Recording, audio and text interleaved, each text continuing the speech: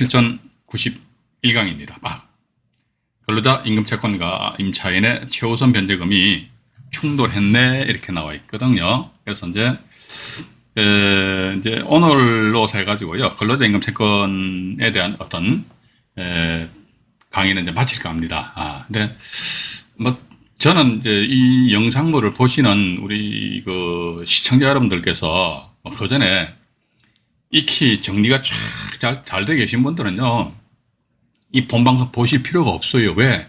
시간 낭비라니까요. 아시는데 왜 봅니까? 그죠? 그런데 보니까 이 정리가 조금 안 되신 분들은 아마 이 제 방송을 보시게 되면 특히 이제 뭐 임금채권이다 그러면요. 임금채권 같은 경우는 이제 뭐를 착착착 건드려야 될 것인가. 그러니까 우리가 지금까지 공부를 해오면서 있어가지고 지분경매 같은 경우는 어떤 걸 착착착 건드리느냐. 그죠? 그러니까 점검할 사항입니다. 또 법정지상권 같은 경우는 어떤 걸 착착착 건드릴 것이냐. 그런 거 몇 가지만 알게 되면 우리는 법원 경매는 제가 자꾸 예쁘러처럼 말씀 안 드립니까? 쉬워요. 내가 정리가 안 되니까 어려운 거야.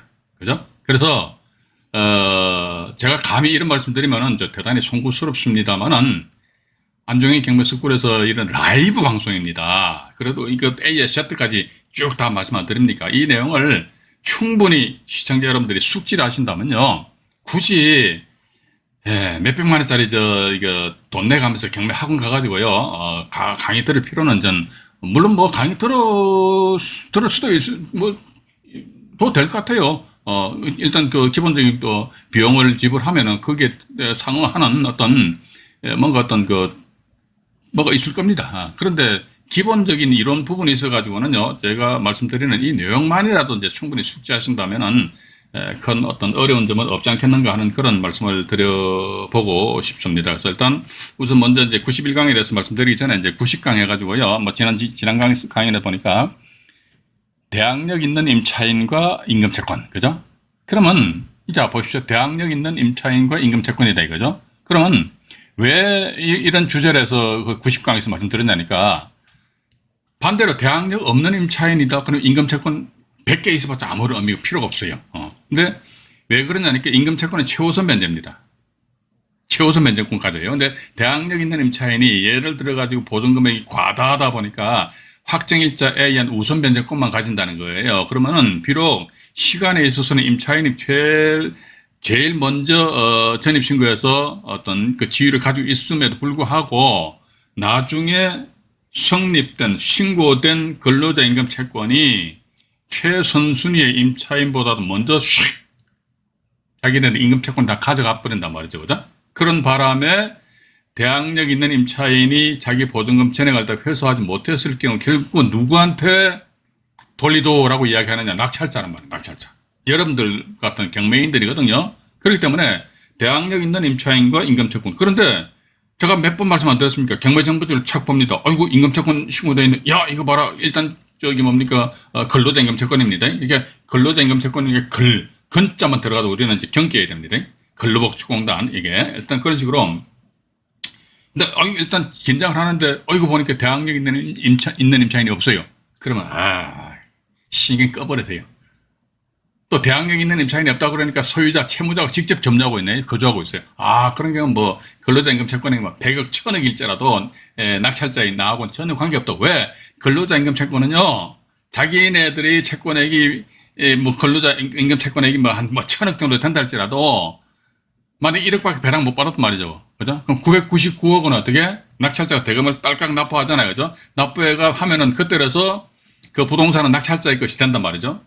그럼으로 인해서 그 근로자 임금채권 빠이빠이 죽어버립니다. 낙찰자와 전혀 관계없다는 것입니다. 그래서 아마 지난 90강에서는 대항력 있는 임차인과 그 근로자 임금채권에 대해 가지고 특히 이제 대항력 있는 임차인이 있다. 근로자 임금채권이 신고되어 있는데 이랬을 적에 그 대항력 있는 임차인이 권리신고의 배당 요구 신청을 했냐 안 했냐. 했을 경우에는 조금 조심해야 돼. 하지 않았을 경우에는 비교적 안심하고 입찰 가격을 결정하면 된다. 단 뭐다. 대항력 있는 임차인이 권리신고의 배당 요구 신청을 안 했다 이거죠. 안 했을 경우에는 그 임차인의 보증금액을 낙찰자인 내가 인수한다는 것을 인지하고 알 수 있는 거 아닙니까? 그죠? 그러니까 따라서 어떻게 입찰 금액은 다운시켜가지고 이제 결정해서 입찰하시면 된다는 것입니다. 또 근데 두 번째가 주제가 임금 채권자인데, 배당 요구 종결까지 배당 신청을 안 해버렸어요. 무슨 배짱인지 모르겠지만. 또 심지어 어떤 경우는 보면 말이죠. 배당 요구 종결이 경과된 그 이후에 임금 채권자들이 맞죠. 법원에다가 임금 그 채권 계산서를 제출하면서 동시에 배당 요구 종기를 막 연기 신청을 하는 그런 경우도 있습니다. 그런데 좋다 이거죠. 근데 그 법원에서 다 받아주는데 문제는 뭐냐면 봐가지고요. 배당 요구 종결이 연기가 안 돼버렸어. 연기도 안 되고 그대로 그러니까 연기가 안 됐다 그러면 기존의 배당 요구 종결의 그 이후에 그 근로자가 임금 채권자로서 그 채권 계산서를 제출했다 이거죠. 이랬을 경우는 어떻게 한다더라? 뭐 하나 하든지 말든지 그 사람은 아예 배당 절차 참여도 안 됩니다. 배당 참여도 안 되고 또 나아가서 어떻게 한다더라 낙찰자하고 전혀 관계가 없다. 관계없다. 배당 참여가 안 되니까 낙찰자한테 인수 절대로 그거 아닙니다. 예. 그러니까 제가 조금 전에 말씀 안 드렸습니까? 근로자 임금 채권이든 조세 채권이든 간에 이 두 가지 채권 같은 경우는요. 또 뭐 저당권자도 마찬가지입니다. 낙찰자가 대금을 딸깍 납부하면 모든 게 빠이빠이 끝나는 거야. 건저당권자도 자기 채권액이 100억이야. 근데 아이고 달랑 1000만 원밖에 못 받았네. 야 그럼 99억 9천만 원이죠. 그죠? 그건 어떻게 뭘 어떻게 매각으로 말소돼 버린다. 왜? 이것은 이제 민지법 91조 제2항 규정에 나와 있기 때문에 그죠? 그래서 낙찰자 어차피 관계없다. 일단 그렇게 좀 이해를 하시고요. 오늘은 이제 아마 91강에서 이제 근로자 임금 채권하고 임차인의 그 최우선 변제 금액이 빵 충돌하는 그런 경우가 있습니다. 이렇게 근로자 임금 채권도 보면 최우선 변제권이고 임차인의 보증금 중 일정액, 즉 최우선 변제금이 있지 않습니까? 보증금 중 일정액입니다. 이것도 역시 마찬가지 최우선 변제. 근데 이거 둘 다 최우선 변제네. 이러했을 경우 충돌한단 말이에요. 그러니까 하나의 경매 사건에서 그런 물건들이 간혹가다 나옵니다. 근데 특히 뭐다? 그 임차인이 대항력 없는 임차인이야. 그럼 신경 꺼버려. 쓸데없는데 신경 쓰지 마시란 말이죠. 그죠? 나는 학구열 웃기는 소리 하지 마요. 무슨 경매 투자해가지고 돈 버는 게 목적이지. 학구열은 무슨 얼어 죽을 학구열입니까? 봐가지고. 그러신 분들 어딥니까? 대학원 들어가셔서 석사 박사 논문 쓰실 때가 말이에요. 논문 뒤져가면서 쓰시면 된다니까요. 그건 시작도 없는데 신경 쓰지 마시고. 그러니까 어쨌거나 저쨌거나 대항력 있는 임차인입니다. 대항력 있는 임차인인데 보니까 어이구 이거 봐라 근로자 임금 채권하고 있는데 야 이랬을 경우에 그 대항력 있는 임차인인데 이 사람도 역시 마찬가지 최우선 변제 받아갈 수 있는 그런 지위를 가진다는 거예요. 그런데 근로자도 최우선 변제도 이랬을 때 충돌하였을 경우 그때는 우리가 교통정리를 하셔야 될 거 아닙니까? 그죠?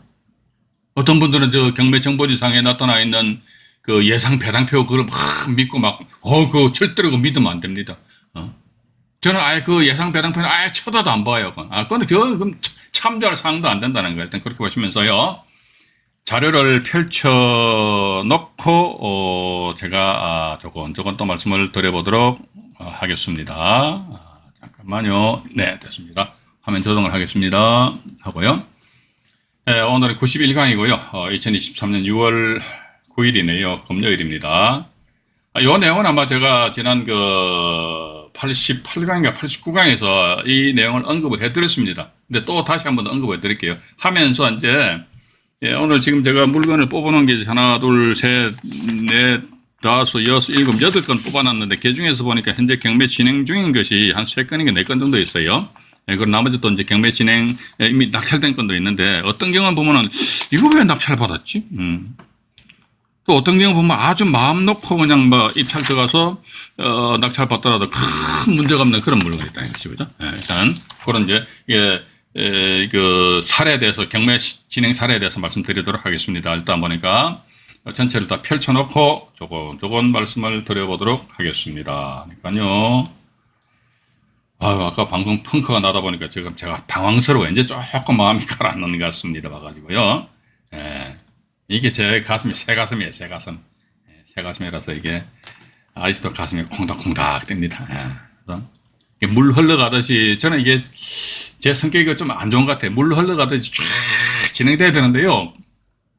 진행되다 갑자기 중간에 뭔가 탁 스탑되면 정말로 머리에서 스팀이 팍팍팍팍 나와버려요. 그래서 이러다 보니까 혈압이 올라가면서 머리가 띵해요. 그래서 야 이제 이런 유튜브 방송에도 이제 조금 내가 자제를 할까 이런 생각도 제가 솔직히 가지고 있습니다. 이게 이제 컴퓨터가 이게 간혹가다게 맛이 가버리더라고요. 자 일단 방송 진행하겠습니다. 주택 임차인의 최우선 변제금, 그러니까 보증금 중 일정액이잖아요. 그죠? 이때 우리는 저기 임차인 관련해서 when과 where 기억하시죠? 그죠? when과 where 최우선 변제금을 우리가 파악하기 위해서 when과 where 이것만 우리가 딱 알면 되거든요. 그죠? when과 where. 이게 현재 라이브 방송에 들어와 계신 분들은 when, where에 대해서 익히 잘 아시겠습니다만은 뜬금없이 오다 가다 갑자기 영상물 걸려가 딱 보시는 분들이 말이지, 제가 안중에 절마가 누군지도 모르는데 갑자기 when, where가 최우선 변제다 그러면 이게 헷갈리거든요. when, where에 대해서는 임차인들에 대한 어떤 최우선 변제에 대한 어떤 그 영상물이 있기 때문에 그거 참조해 보시기 바라겠습니다. 주택임차인은 주택임대차보호법 8조에 의해서 최우선 변제금 같은데요. 그거 맞아요. 그래서 근로자도 역시 마찬가지 근로기준법하고요. 근로자 퇴직급여 보장법이 있답니다. 에서 이제 최우선 변제권을 가진다. 이게 원래 이 법 규정에 보면요. 우선 변제하는데 그랬어요. 근데 우선 변제하는데 앞에 뭐가 있어요? 뭐냐면 다른 담보권보다 우선 변제한다. 그러니까 담보권보다 우선 변제한다. 담보권이 우선 변제권이니까 저당권이 저기 대표 주자잖아요. 담보권이 우선 변제한다. 근데 우선 변제권보다도 우선 변제한다. 우선 변제권보다도 우선 변제한다. 우선 변제권자도 최우선 변제권. 그죠? 일단 그래 보시고 3번 보시니까 임차인의 최우선 변제권과 임금 채권은 동등한, 당연하죠. 둘 다 최우선 변제니까. 근데 문제는 뭐냐? 그러니까 주택임대차 보호법에 의한 최우선 변제는 배당 금액이 2분의 1이 된다는 것이죠. 근데 근로자의 이 사람들이 그 임금 채권은 말이죠. 배당 금액이 전부입니다. 전부에 대해서 최우선 변제권을 가진다는 겁니다. 둘이 차라리 그냥 2분의 1, 2분의 1 하게 되면 얼마나 참 계산하기 편하겠습니까? 그런데 보니까, 하나는 2분의 1 반만 가져가라. 하나는 전부에 대해서 그냥 다 줘버리라.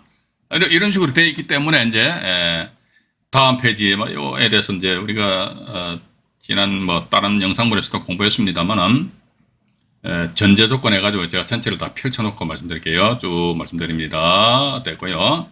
여기 보시니까 이제, 서울, 제가 항상 서울이란 말이에요. 서울. 웨어입니다. 웨어죠. 웨어 맞잖아요. 웨어가 장소 맞죠. 그죠? 그 다음에 임차인의 보증금액이 1억 원이랍니다. 전입 및 확정일자가 2021년 6월 달이래요. 건저당권 설정일자가 2021년 7월 달이랍니다. 요게 when이죠. when. 그죠? when. 이것만 딱 하면 where가 하면 이게 최우선 변제 끝나버린다니까요. 괜히 뭡니까? 일반 학원에서 보면 맨날 주택임대차 보호법이 개정된 거 따라 맨날 칠판에다, 저도 옛날에 그렇게 했으니까 경매 학원에서 강의할 적에 또 그렇게 해야지 시간 때우기 좋다니까요. 막 쓰는 거야. 그러면 몇 년 몇월 며칠 날 개정돼가지고 몇 년 몇월 며칠 날 땡 끝났다. 그런데 수도권 정비 계획법상의 과밀 억제권자가 어떻게 되고 말이지 광역시는 어떻게 되고 맨날 쓰는 거야. 그럼 맨날 그거 필요가 없어요. 그러니까 우리는 when과 where만 딱 알아버리면 모든 게 끝나버리니까. 그래서 저는요, 그거 잘 몰라요, 봐가지고, 주택임대차 보호법이 또 개정이 많이 되다 보니까, 그걸 어느 세월에 그걸 다 외웁니까? 그거 다 외웠다면 진짜 머리 터져버린다니까, 그죠? 그래서, where 하니까, where는 어디요? 서울이요. when이, 2021년도 7월 달이네. 여기 밑에 보니까 4번에 최우선 변제금 나오잖아요, 그죠? 요때는요, 주택 소재지가 서울이고, 저당권이 2021년도 7월 달에 설정됐구나. 그럼, 요거 봐라. 이때는 이게 우리 인터넷상에 들어가 보면요. 임차인들의 최우선 변제금 변처사 이런 게 자료가 나와 있어요. 그걸 찾아보시면 된다니까. 그러니까 이때는 보증금 1억 5천만 원 이하인 임차인들 5천만 원. 요게 이제 최우선 변제. 소위 이제 보증금입니다. 보증금 중에서 일정액입니다. 따라서 이제 이 임차인 보증금 1억 원이잖아요. 그럼 1억 원 같은 이 사람들 역시 마찬가지 최우선 변제 금액은 5천만 원. 근데 이 5천만 원이 이게 뭐라 이게? 최대치입니다. 최대치. 최대 맥시멈 5천만 원까지 배당 받아갈 수 있다는 것이지 반드시 5천만 원 최우선 변제 배당 받아간다는 것은 아니라는 겁니다. 그죠? 예. 일단 그렇게 보시면서 여기 밑에 5번을 보니까 임금 채권이 또 1억 5천만 원이에요. 이야, 이거 봐라. 그러면 좋습니다. 임금 채권 1억 5천만 원이죠? 요거 최우선 변제잖아요. 그죠? 여기 또 보니까 임차인의 보증금 보니까 요거 5천만 원 요것도 최우선 변제죠. 그죠? 야, 요건데 최우선 변제 하니까 둘이서 어떻게 같은 순위, 동등한 순위가 되어버리잖아요. 동등한 순위. 그죠? 동등한 순위가 된다. 여기서 이제 6, 7, 8번 보시니까 낙찰 금액이 1억 6,500만 원이었답니다. 아마 이 참매가 길라 낙찰된 듯 합니다. 20% 저감됐다는 전자에서 여기서 이제 제가 나름대로 그 배당 금액은 뭐 1억 6천만 원 이렇게 했는데 뭐냐면 여기서 경매 비용을 한 500만 원 정도 이제 생각을 했던 모양입니다. 그래서 배당 금액이 1억 6천만 원이거든요. 자, 그럼 여기서 전체 다 치우고 다시 한번 우리 복습 차원에서 한번 좀 말씀드려볼게요. 배당 금액이 1억 6천만 원이다. 배당 금액이 1억 6천만 원 같으면 임차인의 최우선 변제 금액은 배당 금액이 2분의 1이다. 그죠? 2분의 1이니까 임차인의 최우선 변제 2분의 1 하게 되면 이게 8천만 원이죠. 8천만 원이죠.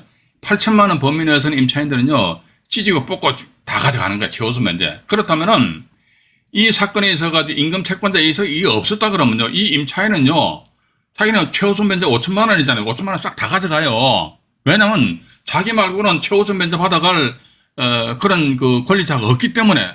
근데 보니까 임금 채권 여기 딱 있거든요. 여기 있다. 이것도 최우선 변제잖아요. 그죠? 최우선 변제니까 또 어떻게 된다. 이게 어쨌든 배당할 금액 8천만 원이 있더라. 8천만 원이 이게 최우선 변제 금액이 2분의 1인데, 그런데 임금 채권은 뭐다? 1억 6천만 원 전부에 대해서 최우선 변제권을 가진다는 것입니다. 그죠? 자, 그럼 어쨌든 보니까요, 여기서 다음 페이지 보면 또 이게 계산예가 간단하게 나와 있습니다. 이거 제가 좀 보여드릴게요. 보여드리고, 현재 요건 이미 낙찰된 사례인데요. 이것도 한번 제가 이제 우리 시청자 여러분들에게 사례를 가미해가지고 소개를 해드릴게요. 전체 다 펼쳐드려서 말씀드릴게요. 펼치고 다 펼칩니다. 이게 해가지고 네, 됐습니다. 이게 보면요, 임차인의 최우선 변제 금액 해가지고 제가 조금 전에 아까 낙찰 금액이 1억 6,500만 원이다. 여기서 경매 비용 한 500만 원 빼니까 순수하게 배당 금액은 1억 6천만 원이다. 그죠? 1억 6천만 원의 2분의 1이 얼마? 8천만 원. 이것이 최우선 변제다. 이게 나와 있잖아요. 그죠? 배당금 1억 6천만 원의 2분의 1인 8천만 원을 임차인의 최우선 변제금 5천만 원. 이게 8천만 원입니다. 자, 보십시오. 왜냐면 이 8천만 원도 보면요, 근로자 임금 채권자 입장에서 봐서는 이게 자기네들이 최우선 변제 받을 금액에 포함되죠. 왜냐면 1억 6천만 원 전부에 대해서 1억 6천만 원 전부에 대해서 최우선 변제권을 가진다는 것이죠. 임금 채권자가. 그런데 중간에 보니까 임차인이 딱 끼이다 보니까, 그럼 임차인은 너 2분의 1만 가져가. 그런데 그 2분의 1이니까 8천만 원에서 5천만 원 다 주게 되면 근로자 임금 채권 입장에서 기분 나쁘잖아요. 그죠? 그래서 어떻게 한다 하더니 이 8천만 원도 보면은 배당 금액의 전부에 포함돼 버린다고. 그러면요, 근로자 임금 채권과 최우선 변제, 임차인의 최우선 변제는 둘 다 동등한 순위니까 곱하기 해가지고 동등한 순위입니다. 동순위니까 어떻게 한다 하더라. 이게 분모가 어떻게 됩니까? 임차인의 최우선 변제 금액이 얼마예요? 임차인의 최우선 변제가 얼마죠? 5천만 원이죠. 5천만 원. 그죠? 아까 제가 말씀 안 드렸습니까? 그러니까 이 사람 전세 보증 금액이 1억이다. 1억이면 어떻게 해? 5천만 원. 그러니까 1억 5천만 원 이하 5천, 왜요? 해가지고 1억 5천만 원 이하 5천만 원이다. 그럼 1억 원이니까 당연히 5천만 원이야. 여기까지 이해하셨죠? 이해 안 가신 분들 다시 한 번 더, 또 이해가 안 가시면 다시 한 번 더, 두 번, 세 번 계속 보세요. 보셔가지고 여러분들 이걸 완전히 꽉 잡고 계셔야 된다니까. 그렇다면 최소한 앞으로 여러분들 경매 정보지를 보시면 있어가지고, 뭔가 아주 어문스럽다 해서 저한테 전화는 안 주십니다. 그죠? 일단, 그렇게 하시고요. 임차인의 최우선 변제금 5천만 원이고, 또 두 번째 보니까, 이 근로자 임금 채권이 아까 얼마라고 그랬습니까? 1억 5천만 원이 말이에요. 1억 5천만 원, 그죠? 이게 분모에 들어가는 거. 왜냐면, 둘이 똑같은 동등한 동순이니까, 분의 임차인 최우선 변제금 얼마입니까? 5천만 원 이렇게 돼버린다고. 이거 우리 근로자 임금 채권제 최우선 변제, 이건 여기 분모에 계산하지 말자 이게죠. 우리는, 왜냐면 근로자 임금 채권은요, 낙찰자가 대금을 납부해버리면 모든 게 죽어버리잖아. 그죠? 대금 납부하면 근로자 지가 임금 채권 다 받아가든 못 받아가든 낙찰자와 전혀 관계없어요. 그럼 낙찰자하고 유일하게 관계되는 사람 누구냐? 그러니까 대항력 있는 임차인 딱 그 사람만 관계 있기 때문에, 따라서 우리는 뭐 대항력 있는 임차인 요것만 계산하면 된다는 겁니다. 따라서 8천만 원이죠. 그죠? 8천만 원 곱하기 1억 2억분의 5억이니까 4분의 1로 계산할 수 있잖아요. 그죠? 따라서 임차인은 어떻게 2천만 원만 최우선 변제 받아갑니다. 2천만 원만 최우선 변제 받아가요. 그리고 나서 나머지 보니까 여기 밑에 나와 있네. 봐가지고 보시니까 임차인의 최우선 변제금 5천만 원과 임금채권 1억 5천만 원은 안분비례 배당은 동등한 순위니까 여기 또 제 가로 열고 표시해 놨습니까? 그죠? 임차인의 보증금 중 일정액과 임금 채권은 동등한 순이다. 왜냐하면 최우선 변제가 가지. 따라서 이게 요 8천만 원 이것은 이제 임차인의 최우선 변제를 계산하는 데 있어서는 배당 금액이 2분의 1. 원래 배당 금액이 1억 6천 원이라고 했으니까 1억 6천이 2분의 1이 8천만 원인데 이 8천만 원은 임금 채권자 입장에서 보면 자기네들도 다 받아갈 수 있는, 그러니까 임차인은 반만 최우선 변제 가져가는데 근로자 임금 채권은 배당 금액 전부에 대해서 최우선 변제권을 주장할 수 있다는 것이지요. 자, 그런데 보니까 이 8천만 원은 뭐다? 어쨌든 배당 금액 전부에 해당이 되잖아요. 그죠? 근데 너나 다 똑같은 최우선 변제니까 동등한 순위에서 같이 맞먹어버리자 이거지. 그러니까 동순위에 의한 비례배당이라는 것은 각자 자기네들 채권 금액별 비례배당입니다. 그냥 뭐 n분질이 아니고, 각자 뭐다? 자기네들 받을 채권액이 많은 사람은 많이 받아가는 거예요. 작은 사람은 적게 받아간다는 겁니다. 자, 이래 보니까 여기 지금 제가 화면에 표시해 놓은 것은 주택 임차인입니다. 이게 여기 5천만 원 여기서 주택 임차인의 최우선 변제 금액이거든요. 여기 분모고 분자가 보니까 여기 임차인의 최우선 변제 금액하고 근로자 임금 채권 하니까 여기도 좀 2천만 원 맞네, 그죠? 좀 밑에 이거 없는 줄 알았더니 이게 2천만 원 딱 적어놨잖아요, 그죠? 그럼 또 밑에 2번 보니까 그럼 임금 채권자 이것도 마찬가지 최우선 변제권이거든, 최우선 변제. 그럼 이게 뭐냐 이게? 이 자녀 배당금 이게 뭡니까? 이게 여기서 임차인한테 8천만 원 이제 최우선 변제를 계산하다 보니까 나머지 2분의 1이니까 나머지 2분의 1 이게 배당금의 2분의 1이라는 것이죠, 그죠? 그리고 1항에 자녀금 하니까 자 8천만 원에서 임차인이 2천만 원 배당 받아갔죠. 그럼 나머지 얼마가 남았습니까? 6천만 원 남았잖아요. 6천만 원. 이게 자녀금 6천만 원입니다. 따라서 보니까 자녀 배당금 8천만 원 플러스 1항에 자녀금 6천만 원 하니까 전체 도합 얼마? 1억 4천만 원이 돼버립니다. 따라서 이 근로자들은요, 근로자 임금 채권이 이제 1억 5천만 원인데 그중에 1억 4천만 원. 이런 경우 대단히 양반이지. 1억 5천만 원에서 1억 4천만 원 받아가고 나머지 1천만 원 어떻게? 몇 번 말씀드렸더니 이건 낙찰자 관계없어요. 그냥 빠이빠이 끝나는 거야. 자, 그럼 보니까 대항력 있는 임차인의 우리가 이걸 알기 위해 가지고 뭐 동순위에 의한 뭐 이렇게 조금 복잡한 것 같은데 복잡하시더라도 좀 집중력을 가지시고 한번 해보시라니까요. 그냥 허투루 대충 하지 마세요. 제가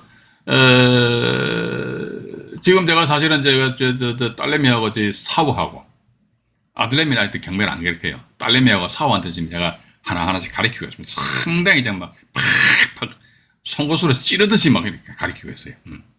처음부터 배울 때 확실하게 배워야 되거든요. 대충 해가지고 임장 가보니까 대항력 있는 임차인이 있는데 이 사람 보니까 전입신고만 덜렁대 있고 말이지 보증금액이 얼마인지도 모르고 확정일자가 언제 받았는지 모르는데 그냥 입찰 들어가려고 그래. 그럼 그거 조사해봤어요? 조사 안 해봤다. 그거 조사 안 해보고 무슨 배짱을 똥배짱을 입찰 들어가는지 모르겠어 봐가지고.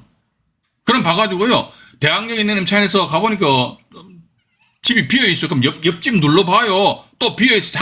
다 눌러보라니까 다 눌러가지고 옛날에 1심 법원에서 이런 판결이 난 걸로 기억이 납니다. 뭐냐면요.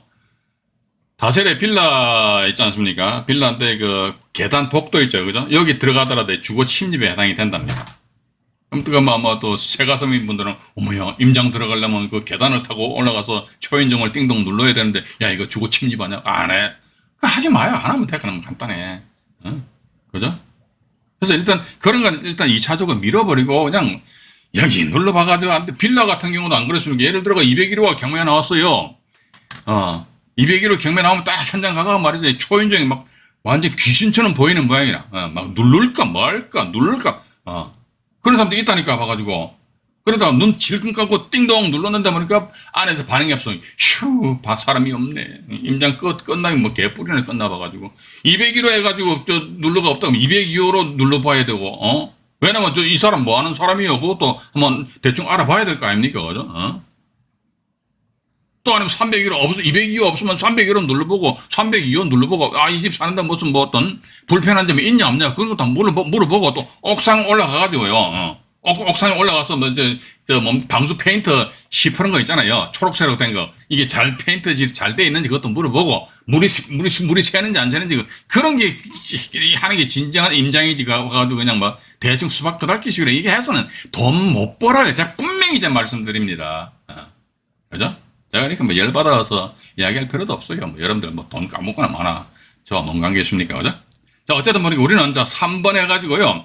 대학력 있는 임차인의 인수금액 이걸 알기 위해서 1번, 2번 막 이렇게 막 계산하는 거야, 봐가지고.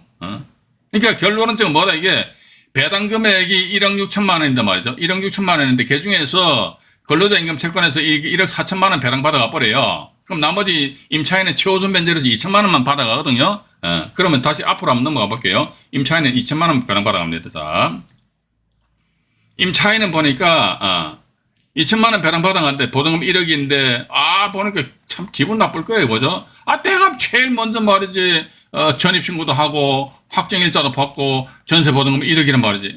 근데 아이고 보니까 임금채권 해가지고 나중에 말이지 1억 5천만 원이 띡 들어왔는데 얘가 보니까 말이지 그냥 전체 배당금액 1억 6천만 원이잖아요. 그죠? 1억 6천에서 지가 1억 4천만 원 배당 받아가버리고, 나는 뭐 2천만 원만 배당 받아가버리고. 근데 이 사람 입장에서 봐가지고는요, 전입이 제일 빠르기 때문에, 전입하고 저당권이 이제 나중에 설정됐잖아요. 그죠? 따라서 어떻게 보면 8천만 원은 미회수이기 때문에, 미회수일지라도 이것은 낙찰자한테 대항을 할 수 있기 때문에, 낙찰자한테 8천만 원 돌려달라. 그럼 뭐다, 이런 경우는 낙찰자만이 어떻게? 낭패를 볼 수 있다는 겁니다. 그래서 우리는 이런 낭패를 보지 않기 위해서 나름대로 이렇게 조금 복잡하지는 않을 것 같아요. 제가 지난 다른 영상물에서도 말씀드렸는데, 그럼요. 이 건 관련해 가지고요. 이제 이게 임차인의 최우선 변제하고 임금채권이 충돌한 사례인데, 이것도 아마 제가 일기 라이브 방송에서 이 사례를 소개를 시켜드렸던 것 같습니다. 이 사례도 뭐 다음에 3기 할 적에도 똑같이 소개시켜드리려고 그래요. 이제 방송 대본에 여기 있거든요. 사건번호 딱 적어 놓겠습니다. 그대로 하는 거지 뭐 별거 있습니까? 군산 지원 사건이 2019 타경의 4890의 3번 사건입니다. 3번 사건인데요. 자, 지금 오늘도 많이 돌아와 계시네요. 오늘 제 방송 펑크 나가지고 채팅창을 보고 인사 말씀을 드릴 그런 마음의 여유가 없습니다. 좀 이해를 해주시기 바랍니다. 어쨌든 열심히들 하십시오. 하셔가지고 오늘도 뉴스 보니까 경매 물건인데 뭐 시세보다 높게 이제 낙찰된다는 아파트인데, 그래서 이게 뭔가 좀 분위기가 조금 살아나는 것 같아요. 살아나는데 제 개인적인 생각으로는 이제 취득세 세율 자체를 조금은 조정을 해준다면은 더할 나위 없이 뭐 저도 어떻게 보면 현재 지금 당시 입찰뿐만 아니라 일반 부동산 투자하는데 사실 그래요. 저 같은 경우는 이제 취득세치동료산도 13.2% 내야 됩니다. 저 같은 경우 13.2%니까 여러분들 생각해 보시라니까요. 5억짜리 빌라입니다. 그것도. 자양동 보면 보통 한 5억, 6억 정도 해요, 빌라가. 5억짜리 빌라다 그러면요. 13% 같으면 얼마입니까, 세금이. 5억 같으면 10%면 5천만 원에다가 한 6천만 원 더 돼버리는. 근데 1%짜리다 그러면요, 얼마입니까? 500만 원이지. 세금이 500만 원에서 6천만 원이니까 엄청 차이가 많이 나버린다고. 그래서, 저 같은 경우는 조금 이게 모르겠습니다. 이게 뭐 법을 개정하니 많이 이렇게 말이 나오는데, 아직은 뭐 그대로 현상 유지하고 있으니까. 그래서 이 방송 보시는 분들 중에서도 이제 나는 13.2%다. 13.2%가 뭐야? 이렇게 생각하시는 분들은요 조금 곤란합니다. 1.1%, 8.8%, 13.2% 이렇게 나가잖아요. 그죠? 그래서 거기에 따라 가지고 이제 글쎄 뭐 투자 전략이랄까 세우시는 것이 좋지 않겠느냐는 그런 생각 가지게 됩니다. 이게 군산 지원 사건이고요. 이게 아마 보시면은 2022년 10월 18일 날 해가지고 2,659만 원에 이제 누가 이제 낙찰을 받으셨어요. 받으셨는데 여기 밑으로 쭉 내려가 보니까 임차인의 최우선 변제금 해가지고요. 이분이 여기서도 나와 있잖아요. 여기 보십시오. 보시게 되면요. 2019년 3월 7일 요게 웬이잖아. 웬. 그죠? 웬입니다. 언제? 2019년 3월 7일에 2019년. 왜요? 군산인가요? 전라북도 익산이네. 잠깐만. 익산이면 제가 여기서 컨닝을 해보겠습니다. 익산시에다가 2019년 3월 달 고개를 제가 90도로 돌립니다. 2019년 3월 7일. 2019 2019년 3월 7일 하니까 5천만 원 이하 1,700이네요. 5천만 원 이하. 일단 이제 5천만 원 이하 임차인은 1,700에 대한 최우선 면제권을 가진다는 거예요. 예? 그럼 아마도 이게 2019년도 3월 7일자로 해서 저당권을 설정한 뭐 개인인지 모르겠는데요. 이분 입장에서 봐가지고요. 방 한 칸당 공제 금액을 1,700만 원으로 했다 이거죠. 왜? 그러니까 이 당시 주택임대차 보호법상의 임차인의 최우선 면제 금액은 7천만 원이다. 보증금은 얼마인데 5천만 원 이하의 임차인들은 7천만 원인데 강모 씨 같은 경우는 전세 보증 금액이 2,500이잖아요. 2,500 같은 경우는 어떻게 됩니까? 5천만 원 이하죠. 5천만 원 이하니까 이 사람은요. 맥시멈 최대 얼마 1,700만 원까지 최우선 면제를 받아갈 수 있는 그런 지위 권리를 가지고 있어요. 단 이건 뭐다? 배당 금액이 늘려야 됩니다. 그러니까 임차인 이 사람이 1,700에 대해서 최우선 면제 받아가려면요. 최소한도 이게 3,400, 3,800 정도 이 물건 낙찰돼야 돼요. 3,800 낙찰되고 만약 경매비용 한 400 정도 빼버린다면 이게 3,400만 원이 배당 금액이잖아요. 그죠? 이 3,400만 원에서 최대 2분의 1이니까 1,700만 원 받아간다 이거죠. 단 이 건도 역시 마찬가지 근로자 임금 채권이 없다는 전제하에서 근로자 임금 채권이 없다는 전제하에서 임차인은 최대 1,700에 대한 그 배당을 받아가는데 여기 밑에 보면 이게 또 이게 저는 이거 보면 참 마음에 안 들어요. 임금 채권 신고가 되었으니 물건 번호별 임금 채권 내역을 어떻게 확인하라고 그러는데 도대체 아니 확인을 하래 아니 어디 가서 뭘 어떻게 확인하라고 아니 확인하라고 하면 확인할 수 어디 가서 뭐 확인하는 방법을 이야기해야 될 거 아닙니까? 단지 그냥 이런 글만 써버린다. 이게 말이 안 되는 것이지. 그것도 밑에 이런 거 아주 참 밉상처럼 적어놨어요. 임금 채권 우선 변제로 선순위 임차인은 배당 안 될 수도 있으므로 임금 채권 금액을 또 확인하라네요. 또 아니 어디 가서 확인하라고 봐가지고 어디 가서 그죠?